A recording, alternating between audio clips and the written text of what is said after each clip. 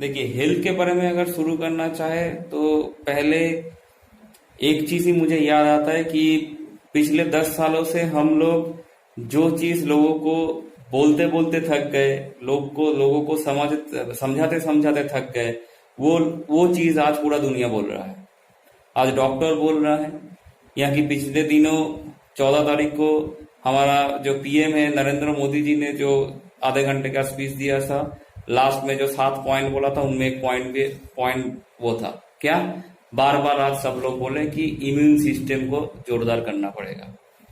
Natural defensive जो system है हमारे शरीर का उसको बेहतर करना पड़ेगा।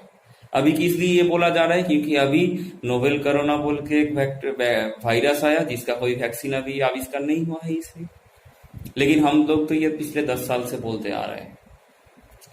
नोवेल कोरोना डेंजरस है, हाँ डेंजरस है, लेकिन उससे बहुत डेंजरस है और भी रोग है। जैसे मैं स्टैटिस्टिकली बोल रहा हूँ, मेरा स्टैटिस्टिक नहीं है, WHO वर्ल्ड हेल्थ ऑर्गेनाइजेशन का स्टैटिस्टिक मैं बोल रहा हूँ। हर साल एवरेज, ऑन एन एवरेज, मैं सिर्फ इंडिया का स्टैटिस्टिक बोलूं, हर साल इंडिया में करीबन 1,80,000 लोग हार्ट अटैक के वजह से मरते हैं। करीबन 1.5 लाख लोग शुगर के वजह से मरते हैं। करीबन 1 लाख लोग किडनी फेलियर के वजह से मरते हैं। ये 3 मेजर जो डिजीज है मैंने बताया, इसके बाद तो बहुत सारा डिजीज होता है। और शुगर जो बोला, शुगर तो एक नाम है, क्योंकि शुगर को बोला जाता है साइलेंट किलर। खुद जब होता है दूसरे रोगों जो रोग है, दूसरा जो रोग होता है उनको भी वो बुला के लाता है। बहुत बढ़िया इन्वाइट करता है शुगर, बहुत बढ़िया से इन्वाइट करके और सारा रोग को भी वो बुला लेता है। तो ये डेंजर सिचुएशन है। और आज ये जो पेंडेमिक अभी जो चल रहा है नोवेल कोरोना, इसके वजह से हुआ क्या है, हम तो सिर्फ वही तक देख पाते हैं जो कि हम मीडिया में, टीवी में देखते हैं। जो नहीं देख पाते हैं उनको कौन दिखाएगा। आपको मैं बोलना चाहता हूं, अभी देखिए शुगर, बहुत सारा शुगर पेशेंट ऐसे है, अभी तो डेटा दिखाया जा रहा है, आप लोग देख पा रहे हैं कि इतना लोग मरा है। किसके वजह से मरा है, इतना लोग आपका दिखा रहा है, वर्ल्ड में इतना लोग अभी डेथ हो चुका है, इंडिया में इतना लोगों का डेथ हो चुका है। किसकी वजह से, नोवेल कोरोना की वजह से। लेकिन आपको मैं ये बता दूं, ऐसा बहुत सारा पेशेंट है जो कि हाई शुगर का पेशेंट है, टाइप ए शुगर का पेशेंट है, और उनको हफ्ते में 2 या 3 बार मिनिमम इंसुलिन लेना पड़ता है। मैं कोलकाता का अगर बात करूं, कोलकाता में किसी भी दुकान में इंसुलिन नहीं मिल रहा है। तो जिनका उम्र 60, 65, 70 साल का हो चुका है, 80 साल का हो चुका है, और इंसुलिन अगर उनको नहीं मिला तो फॉर गॉड से वो कितना दिन जिंदा रहेंगे। वो तो टीवी में नहीं दिखाया जाएगा। इसीलिए मैंने वो स्टैटिस्टिक बोला। हर साल सब कुछ होने के बावजूद sugar, heart attack, kidney failure में इतना लोग मरते हैं। तो आज तो उसका संख्या भी बढ़ जाएगा। और उसके साथ आता है क्या, कैंसर। हम लोगों का एक हेल्थ प्रोग्राम हुआ था जो मैं पिछले वीडियो में भी बताया था। वहां पे एक साइंटिस्ट आए थे और इंडिया का हेल्थ सिचुएशन के ऊपर रिसर्च करके उनका एक प्रोबेबिलिटी फैक्टर उन्होंने जनरेट किया है, और वो प्रोबेबिलिटी फैक्टर के ऊपर बेस करके वो बोल रहे थे कि अगर ऐसा ही चलता रहा, अगर हम लोग अवेयर नहीं हुए, तो 2035 के अंदर इंडिया में 10 लोगों में से, हर 10 लोगों में से 4 का कैंसर होगा।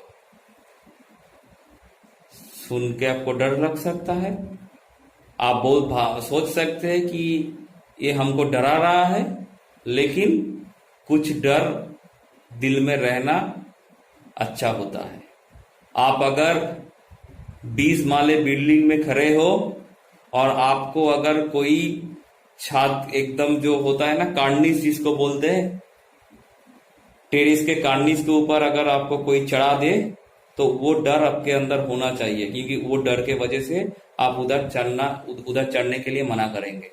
क्योंकि आप जानते हैं पैर अगर फिसला तो जिंदगी खत्म हो सकता है। तो ये डराना नहीं है, ये डर नहीं है, ये फैक्ट है। ये फैक्ट को अगर हम समझ गए तो उसका क्योर कैसे होगा इसके ऊपर हम फोकस कर सकते हैं, जो कि हम पहले ही बोल दिए थे। अभी हेल्थ के लिए दो चीज होता है, देखिए, एक होता है कंट्रोलेबल थिंग और एक होता है अनकंट्रोलेबल थिंग। हम अगर हमारे हेल्थ को ठीक करना चाहें तो दो तरीके से हम ठीक कर सकते हैं। एक होता है कंट्रोलेबल तरीके से हम ठीक कर सकते हैं, कुछ कंट्रोलेबल थिंग होता है, और कुछ होता है अनकंट्रोलेबल थिंग्स। कंट्रोलेबल थिंग्स क्या है? कंट्रोलेबल थिंग है, अब सिगरेट मत पीजिए। हम लोग स्मार्ट वैल्यू के एसोसिएट है and we proud to be Smart Value associate, क्योंकि हम लोगों का लीडर लोग बार बार ये बोलते हैं, मैं भी आप लोगों को बहुत बार बोला हूं, जो लोग ये खराब नशा करते हैं, अब लोग अभी उम्र में बहुत छोटे हैं, बच्चे हैं, सिगरेट मत पीजिए, सिगरेट मत पीजिए। क्योंकि देखिए, जिंदगी में अगर टाइम का वैल्यू किसी को पता है, 1 मिनट का वैल्यू किसको पता है? 1 मिनट का वैल्यू या फिर कब पता चलता है?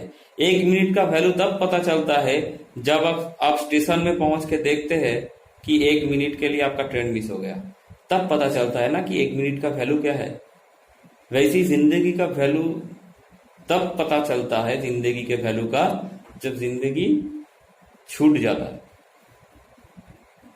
तो शराब मत पीजिए, सिगरेट मत पीजिए, आप नशा मत कीजिए, कोई तमाकू मत लीजिए। ये होता है कंट्रोलेबल हैजर्ड या कंट्रोलेबल थिंग, जिसको हम कंट्रोल कर सकते हैं। लेकिन अनकंट्रोलेबल थिंग्स भी तो है। हम चावल खाएंगे, हम दाल खाएंगे, हम रोटी खाएंगे, सब्जी खाएंगे, हम पोल्ट्री का चिकन खाएंगे, और ये जो चीज का मैं नाम बोला वो सब में आज होता है मिलावट। और जिस मिलावट के कारण से हम लोगों का फूड वैल्यू जनरेट नहीं हो पाता है। तो क्या होता है, फूड वैल्यू से अगर जनरेट नहीं हो पाया तो एक तो होता है अपुष्टि, जिसको बोलता है, हम लोगों का जो पुष्टि जो मिलना चाहिए था वो तो हमको नहीं मिला। ऊपर से क्या हुआ, जो केमिकल उसमें था, जैसे चावल में रहता है एस्बेस्टस सेट, जैसे आपका सब्जी में रहता है जो कलर होता है आर्टिफिशियल कलर, जिसमें कॉपर रहता है। अगर बोला जाए किसी भी चीजों में आप दाल लेंगे तो उनको जो चीजों से जैसे प्रोसेस किया जाता है उनमें कार्बन होता है। तो ऐसा बहुत सारा चीज होता है जिसके लिए हम लोगों के शरीर के ऊपर वो रिवर्स इफेक्ट करता है। क्योंकि आज अगर आप लोग किसी कैंसर हॉस्पिटल में चले जाएंगे, किसी भी कैंसर हॉस्पिटल में, तो आप देखेंगे उधर 50% आपको पेशेंट ऐसा मिलेगा जिन्होंने कभी तंबाकू का कंजम्पशन किया ही नहीं है। क्योंकि हम लोग तो जानते हैं तंबाकू कैंसर का कारण है। हाँ, कारण है, मत पीजिए आप लोग।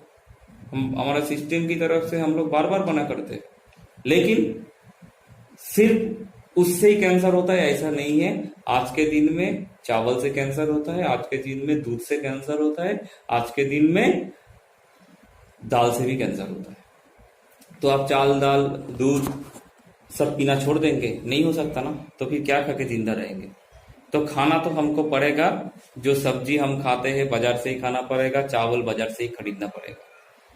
लेकिन उसके साथ साथ हमको क्या करना पड़ेगा, न्यूट्रिसिटिकल्स के ऊपर भी जोर देना